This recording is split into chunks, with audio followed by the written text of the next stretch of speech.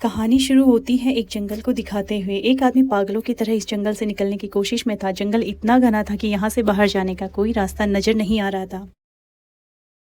ये इंसान सूरज को देखते हुए आगे बढ़ रहा था, लेकिन अब सूरज भी ढल चुका था। उसने भागना नहीं छोड़ा। भागते भागते वो एक ऐसे पॉइंट पर आया जहां पर एक फेरी के स्केलेटन पे उसे लिखा मिला पॉइंट ऑफ नो रिटर्न, यानी यहाँ से कोई वापस नहीं जा सकता। इस बोर्ड को देखकर परेशानी उसके चेहरे पर साफ दिख रही थी। अंधेरा गहरा होता जाता है और एकदम से सारे परिंदे उड़कर यहाँ से कहीं दूसरी ओर चले जाते हैं। छुपने की कोई जगह भी नहीं थी, तो यह आदमी बहुत ज़्यादा डर रहा था। इसीलिए डर के कारण यह एक पेड़ पर चढ़ जाता है, लेकिन बदकिस्मती से वो पेड़ भी इतना ऊपर था कि वो वहाँ से नीचे गिर जाता है। गिरकर वो बेहोश हो जाता है। हमें बस उसका बेहोश होना ही दिखाया जाता है और दिखाया जाता है कि कोई इसे खींच कर ले जाता है। कौन था ये खींचने वाला आदमी, ये किसी को भी नहीं दिखाया जाता। रह जाती है तो बस दर्द भरी चीखें। अब जाकर सीन शिफ्ट होता है और हमें 6 दिन बाद शहर में मीना नाम की एक लड़की को दिखाया जाता है। मीना की कोई दोस्त या फैमिली नहीं थी सिवाय एक बहन के। इस टाइम वो जिस पेट स्टोर पर काम कर रही थी, उसके बॉस उसे एक पैरट को जू पर छोड़कर आने का ऑर्डर देते हैं। मीना इस पैरट को उठाकर अपने घर ले जाती है क्योंकि उसे अगले दिन जू जाना था। रात उसने इस पैरट के साथ ही गुजारी और फिर सुबह होने पर वो इस पैरट को लेकर, जो कि जंगल की तरफ था, जू के लिए निकल गई।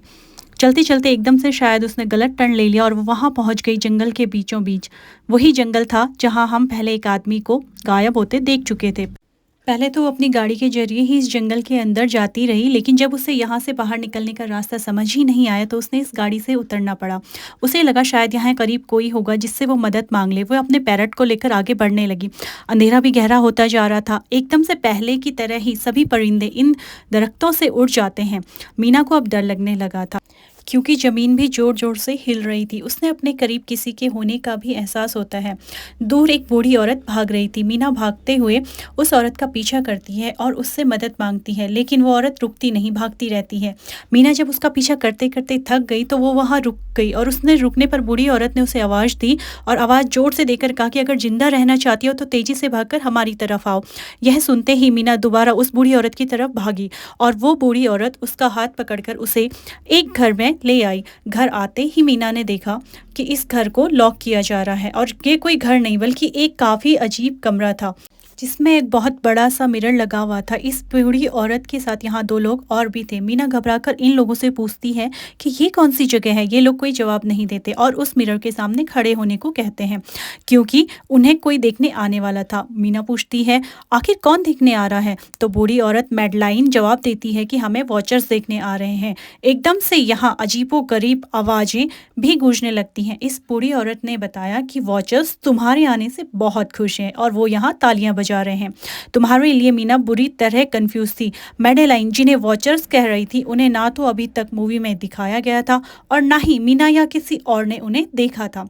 रात गुजर जाती है। सुबह होने पर ये लोग इस जगह से बाहर निकल आते हैं। मैडलाइन, जो कि वो बूढ़ी औरत थी, बताती है कि वो 4 चीयर्स सिर्फ रात को ही जंगल से में आज़ाद घूम सकते हैं।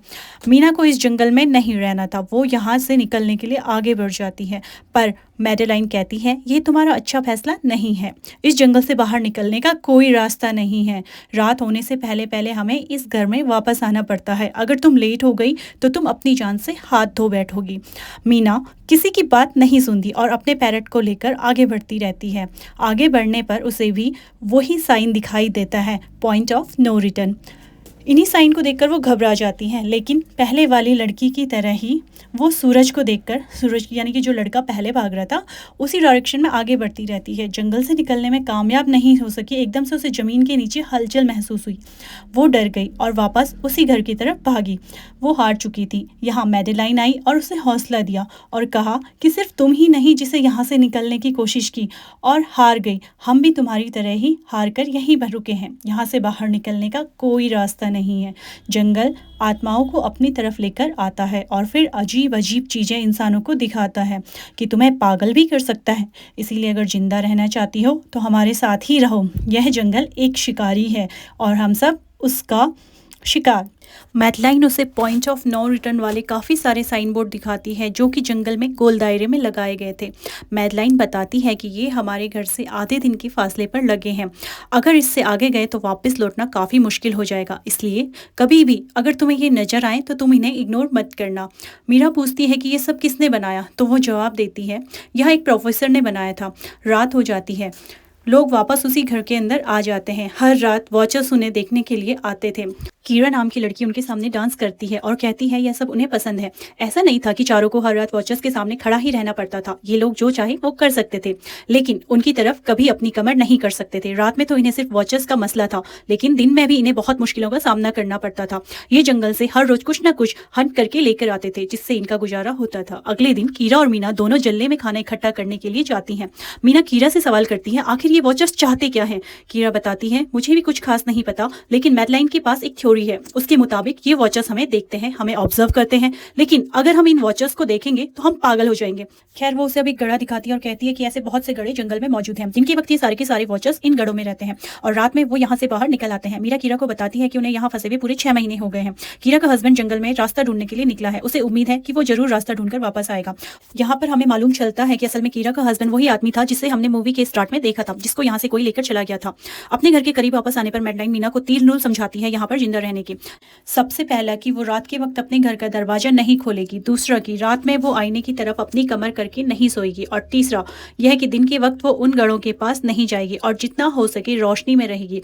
अब इस रात मीना उन वॉचर्स के बारे में जानना चाहती थी, इसलिए वो मिरर के साथ कान लगाकर आवाजें सुनने की कोशिश करती है। जब उसे कुछ सुना ही नहीं देता तो वो मिरर की तरफ अपनी कमर कर लेती है और ऐसा करने पर उन वॉचर्स को गुस्सा आ चुका था। वो लोग जोर जोर से उस मिरर को मारने लग जाते हैं, यहाँ तक कि मिरर के अंदर क्रैक भी आ जाता है। शोर से मैडलाइन भी उठ जाती है और वो मीना को मिरर की तरफ खड़े रहने को कहती है। ऐसा करने पर उनका गुस्सा ठंडा हो सकता था। खैर ये रात भी कट जाती है और अगले दिन मीना डैनियल के साथ शिकार पर निकलती है। मीना क्योंकि वो अपने अच्छे दिन यहाँ जाया नहीं करना चाहती थी, इसलिए वो यहाँ से निकलने की तैयारी कर रही थी। वो डैनियल से पूछती है क्या आज तक तुमने किसी वॉचर को देखा। डैनियल नाम में जवाब देता है। तब मीना डैनियल को समझाती है कि मुझे लगता है कि ये सब मैडलाइन की बनाई हुई कहानियां हैं, जिसके अंदर वो हमें फंसा रही है। हमें जरूर इन घड़ों को जाकर चेक करना चाहिए, शायद हमें यहाँ से बाहर जाने का कोई रास्ता मिल जाए। डैनियल जो कि खुद यहाँ से बाहर जाना चाहता था, मीना की बातें मान लेता है और अब मीना अपने साथ रस्सी बांधकर उस गड्ढे के अंदर उतरती है। रस्सी का दूसरा सिरा डैनियल ने पकड़ा हुआ था। अगर मीना को कुछ भी हो तो वो जल्दी से मीना को बाहर की तरफ खींच ले। मीना नीचे गड्ढे में पहुंच जाती है, जहां उसे बहुत सारे इंसानों का सामान मिलता है। मीना इन सामान को इकट्ठा कर लेती है। जरूर वो जंगल में फंसे हुए इंसानों का ही सामान होगा। रास्ते के सहारे मीना और डैनियल उस सामान को बाहर ले आते हैं। इससे पहले कि मीना उस गड्ढे से बाहर निकलती, उसे गड्ढे के अंदर किसी की उंगलियां दिखाई देती हैं। वो ठीक से तो नहीं देख पाई कि ये क्या चीज थी, लेकिन वो डर गई। ये लोग उस सारे सामान को लेकर अपने सेफ हाउस में आ गए, जहां मैडलाइन ने उनसे पूछा कि ये सामान तुम्हें कहाँ से मिला। ये लोग झूठ बोल देते हैं कि ये सामान उन्हें जंगल से मिला है। मैडलाइन को इस जंगल में रहते हुए बहुत अरसा गुजर चुका था। वो जानती थी कि ऐसा सामान उसे जंगल से नहीं बल्कि गड्ढे से ही मिला होगा।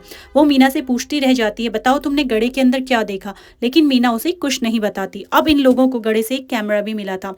इस कैमरे को सीसीटीवी बनाकर डैनियल और मीना इस घर के बाहर लगा देते हैं ताकि ये लोग भी वॉचर्स को देख पाए। मैडलाइन उनको समझाती रह जाती है कि तुम गलत कर रहे हो, लेकिन ये दोनों उसकी एक नहीं सुनते। आज तो ये लोग वॉचर्स के ही इंतजार में बैठे थे ताकि इन्हें वो देख पाए। अभी तक वॉचर्स नहीं आए थे, लेकिन आज इनके साथ कुछ अजीब होता है। उनका दरवाजा खटखटाया जाता है। ये लोग कैमरे से देखते हैं तो वहाँ उन्हें इंसानी टांगे दिखाई दे रही थी।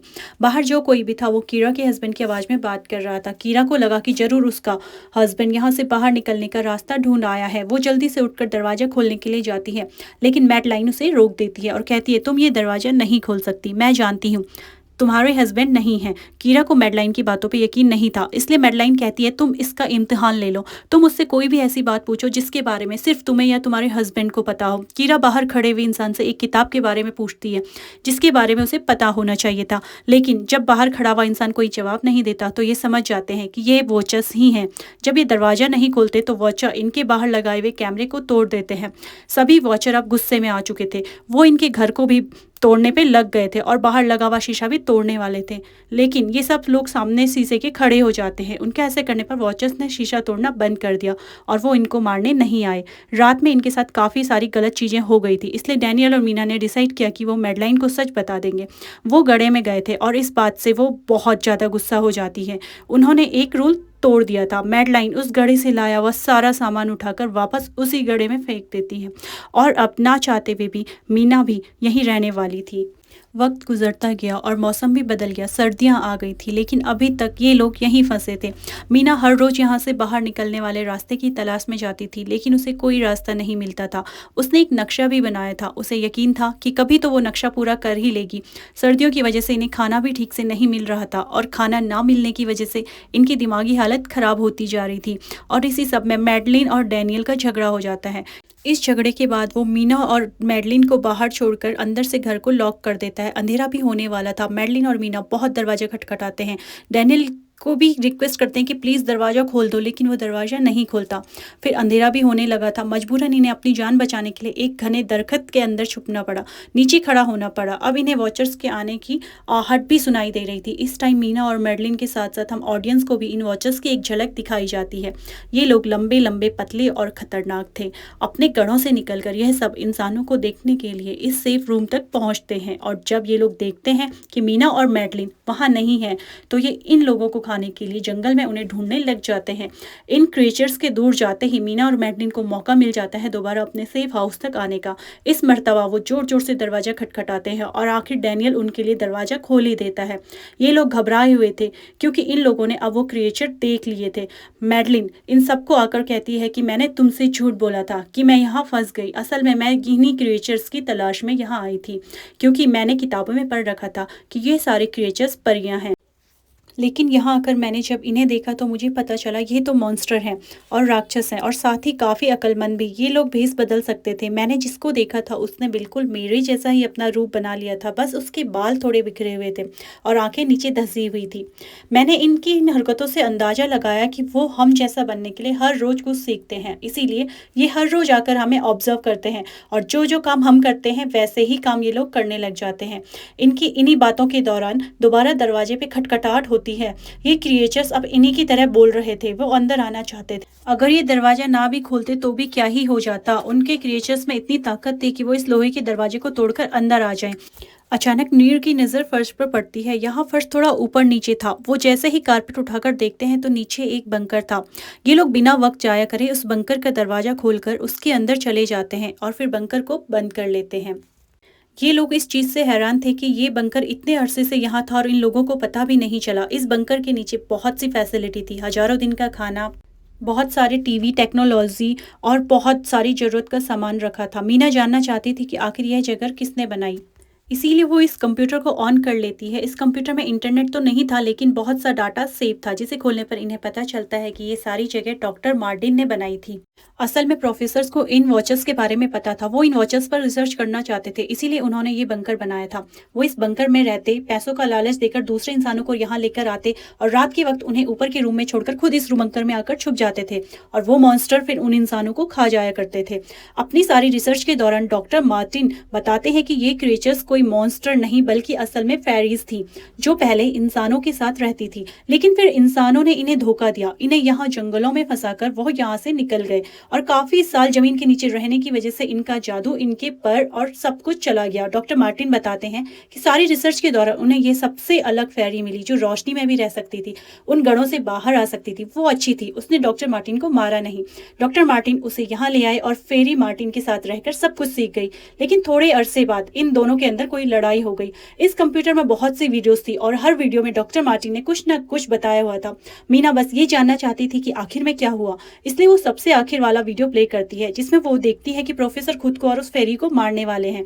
मरने से पहले वो इस जंगल में फंसे हुए लोगों के लिए यहाँ से निकलने का रास्ता बता देते हैं और कहते हैं कि शाम में जिस डायरेक्शन में परिंदे भागते हैं उसी डायरेक्शन में भागने से वो लोग इस जंगल से निकल सकते हैं। प्रोफेसर ने इस रिकॉर्डेड मैसेज में ये भी कहा था कि अगर कोई इस जंगल से निकलने में कामयाब हो गया तो यूनिवर्सिटी में जाकर मेरी सारी रिसर्च तबाह कर देना, बस सब कुछ राज ही रहने देना चाहिए। मैंने यहाँ आकर बहुत बड़ी गलती करी और मैं वो दुनिया नहीं बना सका जिसका मैंने ख्वाब देखा था और मैं इंसान और फेरीज को एक साथ नहीं रख पाया। प्रोफेसर अपनी पूरी वीडियो में बहुत दुखी लग रहे थे और दुखी हो भी क्यों ना, अगर हम एक बार प्रकृति से छेड़छाड़ का सोच लेते हैं तो उसका हर जाना कहीं ना कहीं हमें चुकाना ही होता है और वही शायद इन प्रोफेसर के साथ भी हुआ। खैर, आज की रात इन सभी लोगों की काफ़ी खुशी में कटती है क्योंकि इन्हें बाहर जाने का रास्ता मिल गया था। सभी लोग अब बंकर से बाहर निकलते हैं तो देखते हैं कि इनका सेफ हाउस वॉचर्स ने पूरी तरह तबाह कर दिया है। ये लोग अब यहाँ जंगल से निकलने के रास्ते में बैठ जाते हैं। वो परिंदे जिनके बारे में प्रोफेसर बता रहे थे वो तो शाम को उड़ने वाले थे, लेकिन इन्हें शाम होने से पहले जंगल से बाहर निकलना था। इसीलिए मीना ने अपने पास मौजूद पैरेट को आजाद कर दिया। जिस डायरेक्शन में वो जाता है ये लोग उसी डायरेक्शन में चलने लग जाते हैं। चलते हुए रास्ते में इन्हें एक कब्र मिली। मेडेलाइन इस कब्र को देखकर बताती है कि एक वक्त था जब ये लोग इंसानों के साथ रहते थे, लेकिन इंसानों ने इनके साथ बहुत बुरा किया, धोखे दिए और इन्हें यहाँ जंगलों में लाकर छोड़कर वो हमेशा के लिए चले गए। क्योंकि इन फेरीज ने अपने पर और अपने जादू को खो दिया था, इसलिए अब कभी भी वो इस जंगल से बाहर नहीं जा सकते थे। चलते हुए ये लोग एक नदी के पास पहुंच गए। फाइनली इस नदी के जरिए ये लोग इस जंगल से निकल सकते थे। शाम भी हो चुकी थी। वो फेरीज अब वॉचर्स अब जमीन से बाहर निकलने लगे थे। इससे पहले कि ये लोग डॉक्टर मार्टिन की बोट में बैठ गए। यहाँ से दूर जाते ही डैनियल को यहाँ अपना साथी जॉन मिल जाता है। वो जख्मी हालत में था। डैनियल उसकी मदद के लिए आगे बढ़ता है। बाकी सब अपनी बोट में बैठ गए थे। इससे पहले कि डैनियल वापस आता ये लोग देखते हैं कि डैनियल जिसकी मदद करने को है वो कोई इंसान नहीं बल्कि रूप बदलने वाली फेरी थी, जिसने अब उनकी आंखों के सामने डैनियल का रूप ले लिया था। ये सब लोग डैनियल के लिए कुछ नहीं कर पाते। उस फेरी ने अब डैनियल के माथे पर एक निशान बनाते हुए उसकी जान ले ली और उसे जान से मार डाला। इन सबको बहुत दुख होता है, लेकिन एक गुड न्यूज़ ये थी कि फेरीज ये नदी पार नहीं कर सकती थी और ये लोग खुद इस सारी नदी को पार कर शहर तक पहुंच जाते हैं। अब मीना डॉक्टर मार्टिन के कहे मुताबिक उनकी यूनिवर्सिटी में उनका सारा डाटा खत्म करने के लिए आई है और इससे पहले कि वो उनका रिसर्च डाटा डिलीट करती, इसके जरिए एक नई बात पता चलती है कि जब हजारों साल पहले इंसान और फेरीज एक साथ रहा करते थे तब इनकी शादियां भी हो जाया करती थी। ऐसे इंसान और फेरीज के बच्चे भी हुए जिन्हें हाइब्रिड कहा जाता है। और यहाँ पर ये बात भी पता चली कि मैडलाइन जो वहाँ मिली थी वो कोई और नहीं बल्कि प्रोफेसर की वाइफ ही थी।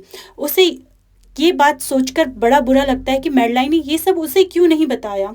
अपनी इस सारी कंफ्यूजन को शेयर करने के लिए वो कीरा के पास आती है और उसे बताती है कि जिस मैडलाइन से हम जंगल में मिले थे वो असल में प्रोफेसर मार्टिन की वाइफ थी, लेकिन उसने हमें ये सच्चाई इसलिए नहीं बताई क्योंकि वो एक इंसान नहीं बल्कि एक भेस बदलने वाली फेरी ही थी। ये सुनकर कीरा हैरान हो जाती है। असल में काफ़ी सालों पहले प्रोफेसर की वाइफ मैडलिन लंग्स की कैंसर की वजह से मर गई थी। प्रोफेसर उनसे बहुत प्यार करते थे और उनके साथ ही रहना चाहते थे और फिर प्रोफेसर को पता चला इन फेरीज के बारे में। वो अपनी वाइफ की फोटो दिखाते हुए उस फेरी को मैडलिन जैसा बना देते हैं। अब ये सारी बातें मीना ही बता रही थी। तभी एकदम से उसे पता चला कि वो ये सारी बातें कीरा को नहीं बल्कि मैडलिन को ही बता रही हैं, जिसने इस वक्त कीरा का भेस बदला हुआ था।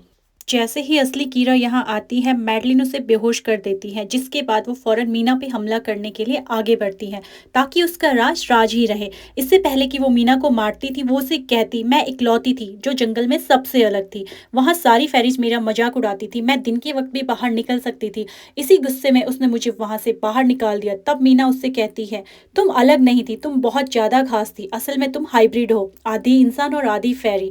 इसी वजह से तुम फेरीज के साथ भी रह सकती हो और इंसानों के साथ भी, और यही वजह है कि तुम उस जंगल से बाहर निकल आई। मीना के सारा सच बताते ही एकदम से मैडलिन के पास उसके पैर पर और जादू वापस आ जाता है, जिसके बाद वो मीना को यही छोड़कर यहाँ से उड़ जाती है।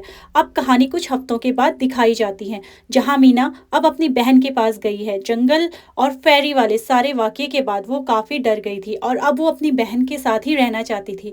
उसने अपनी बहन को बताया कि मुझे लगता है कि वो फेरी अभी भी मेरा पीछा करती है। तब मीना की बहन उससे कहती है कि कुछ नहीं होगा। और कहानी के आखिरी सीन में हमें एक बच्ची को दिखाया जाता है जो कि इस वक्त भी मीना के घर के नीचे ही थी। ये कोई और नहीं बल्कि वो फेरी मैडलाइन ही थी जो कि इसकी दुनिया में इस बच्ची के रूप में रह रही थी। और इसी को दिखाते हुए कहानी यहीं पर ख़त्म हो जाती है। उम्मीद करती हूँ कि आपको मेरे द्वारा लाई गई कहानियाँ पसंद आ रही होंगी। होप सो जल्द मिलें।